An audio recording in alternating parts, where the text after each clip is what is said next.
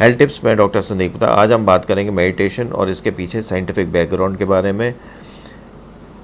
Meditation को हम quantum physics और एवरीथिंग थ्योरी के हिसाब से एक्सप्लेन करने की कोशिश करेंगे। इस वीडियो को शुरू से लेकर आखिर तक देखें ज़रूर, ये बहुत इंटरेस्टिंग है। मेडिटेशन का मतलब है अगर आप किसी वस्तु पर, किसी विचार पर या फिर अपनी सांसों पर ध्यान फोकस करते हैं तो उसे हम मेडिटेशन कहते हैं। हिंदू धर्म ग्रंथों में, उपनिषदों में ये ध्यान के नाम से जाना जाता है। हिंदू और बौद्ध जो धर्म है उनमें मेडिटेशन का बहुत पुराने समय से चलन है।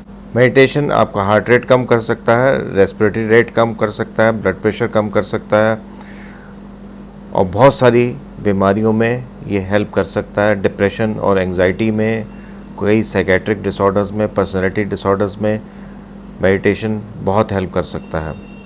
मेडिटेशन करना इतना आसान नहीं है। आप जब ध्यान में बैठते हैं तो आपके दिमाग में काफ़ी सारे विचार इधर उधर घूमते रहते हैं। आपके विचारों को कंसंट्रेट करना किसी एक चीज़ पर, या फिर अपनी सांसों के ऊपर ध्यान करना, या फिर एक किसी विचार पर फोकस करना बहुत ही मुश्किल होता है। मेडिटेशन का शुरुआत हमें डीप इंस्पिरेशन एक्सरसाइजेज से करनी चाहिए।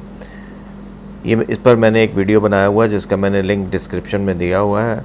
डीप इंस्पिरेशन एक्सरसाइज करने से आपका ध्यान अपनी सांसों पर केंद्रित रहता है और उसके बाद आपको जो है प्राणायाम करना चाहिए, जैसे अनुलोम विलोम है, भस्त्रिका है। ये कई यूट्यूब पे आपको वीडियोस मिल जाएंगे, उसको करें। उसके बाद आप ध्यान लगाने की स्थिति में हो सकते हैं। अगर आपका ध्यान थोड़ी देर के भी लग जाए तो दिमाग को बहुत शांति मिल सकती है। मेडिटेशन के लिए किसी स्थान का बहुत महत्व है। अगर किसी शांत जगह पर मेडिटेट करें आप बैठ के तो आपका ध्यान लगना आसान होता है। अगर आप किसी मंदिर में या बहुत शांत जगह पर या किसी पैगोडा में बैठ के अगर आप ध्यान लगाते हैं तो और ध्यान लगाना आसान होता है। किसी ऐसे व्यक्ति के साथ में अगर ध्यान लगाते हैं जो पहले से ध्यान लगाता हो, या वातावरण ऐसा हो, बहुत सारे लोग ध्यान लगा रहे हो, तो उस समय ध्यान लगाना और ज़्यादा इजी होता है और उससे आपको पॉजिटिव एनर्जी भी आती है। इस समय हम बात कर रहे थे अध्यात्म की। इस अध्यात्म के पीछे क्या साइंटिफिक बैकग्राउंड है उसके बारे में भी बात करेंगे। आपने क्वांटम फिज़िक्स का नाम सुना होगा। क्वांटम फिज़िक्स बहुत ही मुश्किल सब्जेक्ट है। क्वांटम फिज़िक्स के बेसिक्स को एक्सप्लेन करने के लिए एक बहुत ही फेमस एक्सपेरिमेंट किया गया जिसे कहते हैं डबल स्लिट एक्सपेरिमेंट। स्लिट का मतलब दरार हिंदी में। और इसमें दो स्लिट के एक तरफ इलेक्ट्रॉन गन रखी गई जिससे हम इलेक्ट्रॉन फायर करते हैं। इलेक्ट्रॉन यानी कि मैटर का एक फॉर्म, सबसे छोटा फॉर्म जिसे हम जानते हैं। और दूसरी तरफ एक फोटोसेंसिटिव स्क्रीन रखी गई जिससे हम इलेक्ट्रॉन को देख सकते हैं। जब हम एक स्लिट से इलेक्ट्रॉन को फायर किया तो दूसरी तरफ एक सिंगल लाइन इलेक्ट्रॉन की आई।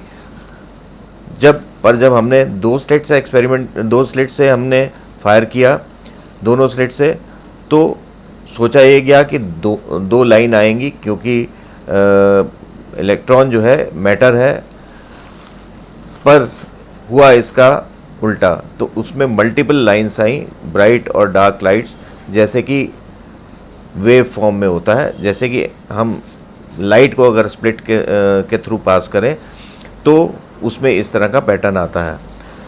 तो जब इस तरह का पैटर्न देखा गया इलेक्ट्रॉन फायर करने पर डबल स्लिट से, तो फिर एक इलेक्ट्रॉन को डिटेक्टर रखा गया दूसरी तरफ, स्प्लिट के दूसरी तरफ, जो इलेक्ट्रॉन को डिटेक्ट करता है कि कहाँ पर जा रहा है इलेक्ट्रॉन। तो एक और ही बहुत ही आश्चर्यजनक रिजल्ट सामने आया। तब दो सिंगल लाइन दिखाई दी, ब्राइट लाइंस, डबल स्लिट से निकलने के बाद, जो कि एक मैटर का गुण है। यानी कि जब इलेक्ट्रॉन को हम ऑब्ज़र्व नहीं कर रहे हैं तो वो वेव फॉर्म में रहता है, यानी कि एनर्जी के फॉर्म में, और जब हम उसको ऑब्ज़र्व कर रहे होते हैं तो मैटर के फॉर्म में रहता है। तो यानी कि इलेक्ट्रॉन को हम एनर्जी में चेंज कर सकते हैं। डबल स्लिट एक्सपेरिमेंट का कंक्लूजन ये है कि अगर कोई लाइट या कोई जो एनर्जी है वो स्प्लिट से दो स्प्लिट से इकट्ठी पास करते हैं तो वो मल्टीपल लाइंस आती हैं, ब्राइट और डार्क। पर अगर मैटर जाता है तो वो उसमें 2 लाइंस आएंगी। पर जब हम एटॉमिक लेवल पे इलेक्ट्रॉन को भेजते हैं तो डबल स्लिट से तो वो एनर्जी या वेव का फॉर्म ले लेते हैं। जब लाइट डबल स्लिट से होकर जाती है तो उस ऑप्टिकल स्क्रीन पर मल्टीपल ब्राइट और डार्क लाइंस ऑल्टरनेट दिखाई देती हैं। अब जब मैटर या इलेक्ट्रॉन जो है वो सिंगल स्लिट से होकर जाता है तो ऑब्जर्विंग स्क्रीन पर सिर्फ एक सिंगल लाइन दिखाई देती है। जब इलेक्ट्रॉन या मैटर जो होता है डबल स्लिट से होकर जाता है तो ये आश्चर्यजनक चीज़ ऑप्टिकल स्क्रीन पर दिखाई देती है। वेव या लाइट या एनर्जी के फॉर्म में मल्टीपल ब्राइट और डार्क लाइंस दिखाई देती हैं, जैसे कि लाइट के साथ हमें ऑप्टिकल स्क्रीन पर दिखाई दी थी। ये एक आश्चर्यजनक फाइंडिंग थी। और अभी एक और आश्चर्य आना बाकी था। जब इलेक्ट्रॉन बीम को डबल स्लिट से होकर पास किया जाता है और इलेक्ट्रॉन को ऑब्जर्व किया जाता है तो मैटर की तरह ऑप्टिकल स्क्रीन पर सिर्फ 2 लाइन दिखाई देती है। पर अगर ऑब्जर्व नहीं किया जाता तो मल्टीपल लाइन। कोई मैटर एनर्जी के फॉर्म में भी रह सकता है और एनर्जी मैटर के फॉर्म में भी रह सकती है। तो इसका मतलब ये है कि हिंदू धर्म ग्रंथ और बौद्ध धर्म में जो हम कहते हैं कि मेडिटेशन से हमें पॉजिटिव एनर्जी मिलती है तो वो ठीक है, क्योंकि आसपास आपके एनर्जी फैली हुई है। आप पॉजिटिव और नेगेटिव एनर्जी दोनों हैं, आप दोनों ही ग्रहण कर सकते हैं। आप जैसे कहते हैं किसी जगह पर जाने पर आपको पॉजिटिव फीलिंग होती है और किसी जगह पे जाकर नेगेटिव फीलिंग होती है, तो ये ठीक है। तो अगर साइंटिफिक बैकग्राउंड में जाकर देखें तो ये क्वांटम फिज़िक्स के बैकग्राउंड में जाके देखें तो ये ठीक हो सकता है। पूरी बातें हो सकता है कि हम आज समझ ना पा रहे हों, वो आगे आने वाले समय में हम समझ पाएँ। आपने देखा होगा कि कभी आपने सोचा कि ये इस फ्रेंड से या इस रिलेटिव से मैं मिला नहीं काफ़ी दिनों से, और तभी आपकी डोरबेल बजती है और वो व्यक्ति आपके सामने खड़ा होता है। तो इसका मतलब हम लोग आपस में एक दूसरे को एनर्जी भेज सकते हैं, आपको वेव्स भेज सकते हैं, मैसेजेस भेज सकते हैं हमारा दिमाग, बस हमें उसे डेवलप करना है। और इसको डेवलप हम मेडिटेशन के माध्यम से कर सकते हैं। कई लोग दूसरों के मन की बात आसानी से पढ़ लेते हैं और कई लोग नहीं पढ़ पाते हैं, और कई लोगों के मन की बात दूसरे लोग आसानी से पढ़ लेते हैं। तो ये सब एनर्जी और वेव्स ही हैं। आपके दिमाग में जब मेमोरी स्टोर होती है, जो आपके दिमाग में विचार आते हैं, वो सब एनर्जी या वेव्स के फॉर्म में ही जाते हैं, और उन वेव्स को हम दूसरे लोग ग्रहण कर भी सकते हैं। तो अगर आप मेडिटेट करें तो दूसरे के दिमाग के विचार को पढ़ सकते हैं साइंटिफिकली। डबल स्लिट एक्सपेरिमेंट से हमने देखा कि एटॉमिक लेवल पर हम मैटर को एनर्जी में चेंज कर सकते हैं, मैटर एनर्जी में चेंज हो सकता है। ये एक कल्पना ही नहीं है। अब एक थ्योरी की कल्पना की जा रही है जिसका नाम है थ्योरी ऑफ एवरीथिंग।